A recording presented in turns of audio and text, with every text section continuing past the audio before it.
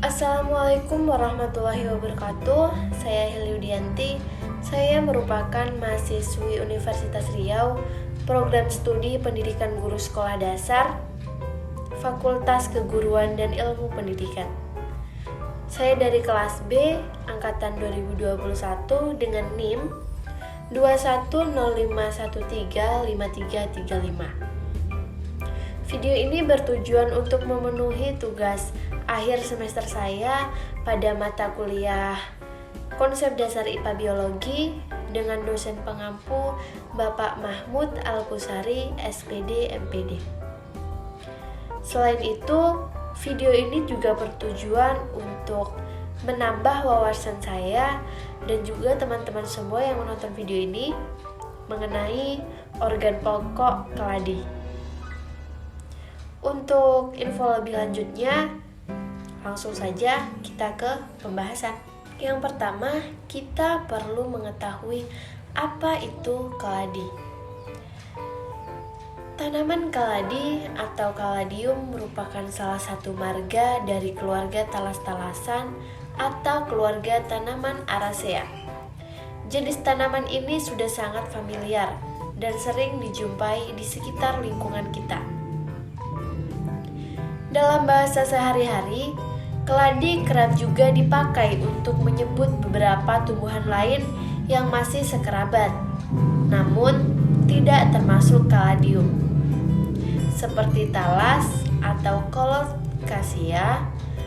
Keladi sejati jarang membentuk umbi yang membesar. Namun, tanaman keladi ini bukanlah tanaman asli dari Indonesia. Kaladium merupakan tanaman yang berasal dari Amerika Tengah dan juga Amerika Selatan. Keladi kemudian banyak dibudidayakan di negara yang beriklim tropis. Salah satunya adalah di negara kita, yaitu negara Indonesia. Tumbuhan keladi ini biasanya tumbuh di area terbuka dengan tinggi 40-90 cm dan lebar 15-35 cm. Keladi ini sangat menyukai cahaya, namun ia tidak terlalu menyukai cahaya matahari langsung. Pada habitatnya, dia lebih menyukai tempat yang berada di bawah pohon-pohon yang rindang. Jika tidak demikian, daun-daun tersebut akan gosong atau terbakar terkena sinar matahari langsung. Keladi ini akan mudah hidup pada media yang tidak terlalu padat. Cara perkembangbiakannya dengan dua cara, yaitu vegetatif atau umbi dan generatif atau biji. Biasanya dengan umbi lebih cepat, sedangkan dengan biji memakan waktu yang lebih lama.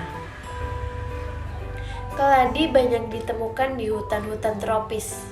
Habitat asli keladi adalah lingkungan yang lembab dengan kondisi tanah yang gembur, subur, suhu lingkungan yang memadai, dan air yang selalu tersedia.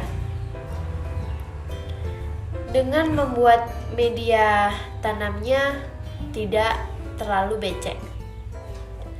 Ada juga yang bisa tumbuh di tempat teduh atau cahaya yang relatif dan tempat yang penuh dengan cahaya.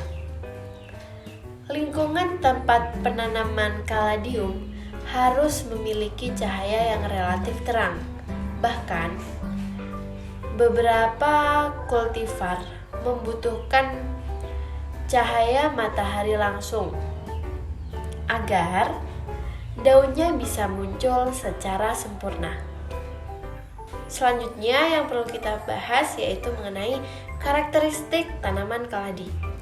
Tanaman keladi ini memiliki karakteristik yang khas, yaitu daunnya yang terlihat melebar, warna serta bentuk daun keladi ini sangat cantik, sehingga banyak orang yang menyukainya. Selain anak panah, bentuk dari daun keladi ini juga mirip seperti hati, sayap, dan kuping gajah. Ada beberapa keladi yang tumbuh menjadi rumput yang mengganggu. Namun, banyak juga tanaman keladi tumbuh menjadi tanaman hias yang cantik. Salah satu ciri khas keladi sesuai dengan ciri semua anggota, Araceae adalah bentuk bunganya. Bunga keladi mempunyai tonjolan bulat memanjang dengan ujung tumpul yang disebut spadix.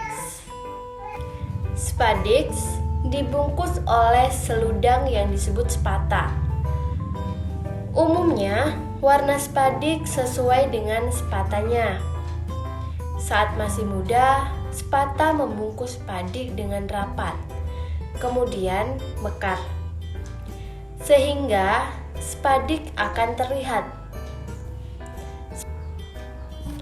Spata memiliki warna yang beragam, tetapi satu spata umumnya hanya terdiri dari satu atau dua warna. Hampir semua keladi tidak berbatang, tetapi hanya membentuk pelepah atau tangkai daun. Contohnya seperti ini. Bentuk daunnya juga sangat bervariasi, dari segitiga, oval, bulat, hingga panjang. Pangkal daun berlekuk, tulang daun sangat menunjang keindahan daunnya, serta tepi daun ada yang rata dan ada pula yang berlekuk atau bergerigi menyerupai gergaji. Warna daun juga bervariatif, dari hijau muda, hijau kehitaman, hijau keunguan, kuning, putih, merah muda, merah tua, ungu, keperakan, coklat, atau kehitaman, hingga kombinasi dari warna-warna tersebut. Dari jenis tanaman keladi, ada lebih dari 1.000 hasil varietas tanaman yang dibudidayakan sampai sekarang. Setelah mengetahui karakteristik dari kaladium, selanjutnya kita masuk ke jenis-jenis keladi. Baiklah, yang pertama ada keladi tikus. Keladi tikus merupakan tanaman semak, sejenis talas dengan tinggi 25-30 cm. Hidup pada ketinggian 1.000 meter di atas permukaan laut.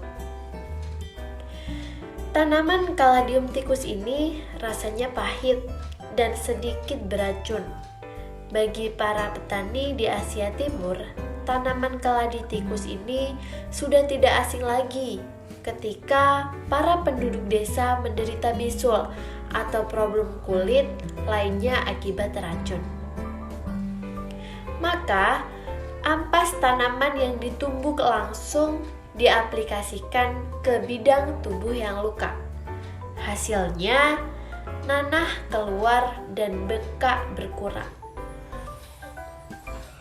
Ketika sari tanaman keladi tikus diminum, berkhasiat untuk membersihkan racun dalam tubuh, melancarkan berkemih, dan secara umum membersihkan sistem pencernaan. Selain itu, ia juga dapat meningkatkan nafsu makan dan vitalitas bagi orang yang cepat lelah. Cocok banget ini untuk yang selalu cepat lelah. Yang kedua, keladi blackjack. Keladi blackjack atau Acacia spinosa umumnya memiliki akar rimbang yang ujung atau akar rimpangnya merayap. Tanaman ini tingginya bisa mencapai 1,5 sampai 2 meter. Tangkai daun dan rimpangnya berduri, tempel, daunnya 2-6 helai dengan pangkal tangkai membentuk pelepah. Sementara itu, pangkal helaian daun menyirip dengan ujung meruncing sehingga berbentuk mata panah. Permukaan daun bagian atas berwarna hijau tua dengan tulang daun berwarna merah, dan permukaan daun bagian bawah berwarna semburat pink dengan tulang daun berwarna hijau. Disarankan pot tempat keladi hias blackjack diletakkan di tempat yang teduh. Kemudian yang ketiga ada Caladium armillo. Keempat, Caladium polka green. Yang kelima, Caladium green ice. Yang keenam, Caladium edge of heart. Beberapa jenis tanaman caladium yang populer adalah edge of heart yang berbentuk daunnya seperti hati dan berwarna merah muda. Ada juga caladium yang berwarna putih dan caladium green spider yang memiliki campuran warna hijau dan merah dengan tekstur daun seperti sarang laba-laba. Oleh karena itu disebut spider. Itu adalah beberapa jenis. Seperti yang dijelaskan di awal tadi, masih ada 1000 spesies. Selanjutnya klasifikasi keladi. Keladi ini merupakan kingdom Plantae, divisi Spermatophyta, kelas Monocotyledonae, dan merupakan ordo Arales. Caladium ini juga merupakan famili Araceae dan genusnya Caladium, spesies Caladium bicolor. Kemudian organ pokok kaladi. Tanaman caladium ini memiliki morfologi yang dapat dilihat berdasarkan ciri-ciri tanaman, di antaranya ada akar, batang, dan daun. Di sini saya sudah mempunyai contoh dari caladium, yaitu ini merupakan Caladium edge of heart yang memiliki daun berwarna merah dan hijau dan berbentuk hati. Yang pertama adalah akar. Akar dari tanaman caladium ini berbentuk serabut yang tersusun dari perangkaian adventice dengan tumbuh tegak mencapai kedalaman 10-20 cm, bahkan lebih. Yang kedua ada batang. Batang tanaman caladium ini terbentuk. Yang kedua batang. Batang dari tanaman caladium ini berbentuk bulat memanjang dengan panjang mencapai 50-60 cm, bahkan lebih. Batang tanaman ini berwarna hijau keunguan, kehitaman hingga kecoklatan dan memiliki bulu halus. Batang tanaman caladium ini tumbuh dengan tegak dan juga memiliki percabangan daun tunggal. Yang ketiga, daun. Daun tanaman caladium ini adalah daun sempurna. Mengapa? Karena dengan bentuknya yang melebar mencapai 50-60 cm bahkan lebih. Dengan warna daun yang hijau, dari hijau muda hingga hijau tua. Daun caladium merupakan daun tunggal dengan tangkai panjang berwarna keunguan atau kecoklatan dan pangkal daun yang meruncing. Selain itu, daun caladium ini juga memiliki bagian tepi rata dengan pertulangan daun yang besar atau menonjol yang berbentuk menjari yang berwarna keputihan kotor. Ini adalah contohnya.